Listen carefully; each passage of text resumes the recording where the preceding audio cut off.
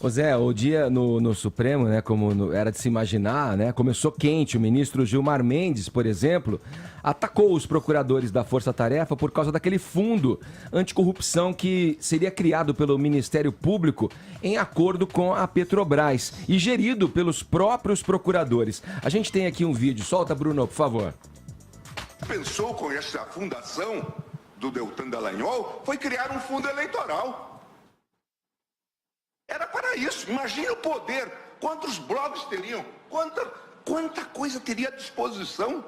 Veja a injustiça, a ousadia desse tipo de gente.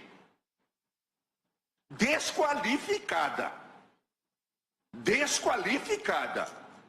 Quem encoraja esse tipo de coisa é um covarde. Quem é capaz de encorajar esse tipo de gente, gentalha, despreparada, não tem condições de integrar um órgão como o Ministério Público? Isto é um modelo ditatorial. Esta gente não... se eles estudaram em Harvard ou em alguma coisa, não aprenderam absolutamente nada. São uns cretinos. Não sabem o que é processo civilizatório. Não sabem o que é processo.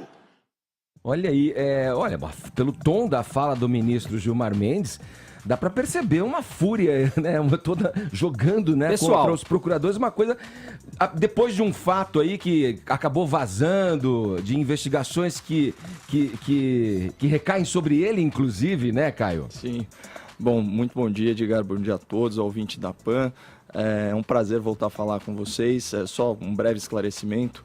Ontem eu fui incumbido aí da tarefa impossível de substituir o professor Augusto Nunes num evento muito importante, o Fórum da Democracia e Liberdade, lá em Santa Catarina, organizado pelo IFL, Instituto de Formação de Líderes, e aí com presenças ilustres, abertura aí do Lawrence Reed, que é um ícone do pensamento liberal, keynote do Gustavo Franco, criador do Plano Real, grandes economistas como o Alexandre Schwartzman, a Zeina Latif, participei do painel inclusive com o Eduardo Wolff, do Estado de São Paulo, que a gente já recebeu aqui no Morning Show. Foi uma grande honra, peço desculpas pela ausência, mas foi por uma boa causa para representar o bom jornalismo da Jovem Pan lá em Santa Catarina, que me recebeu de braços abertos. Agora, falando sobre essa frase aí do Gilmar Mendes, essa colocação aí apaixonada, né? A gente gostaria que ele tivesse essa mesma verve, essa mesma paixão para combater a impunidade no país e não ser aí o prócer da doutrina laxativa que solta tudo e todos.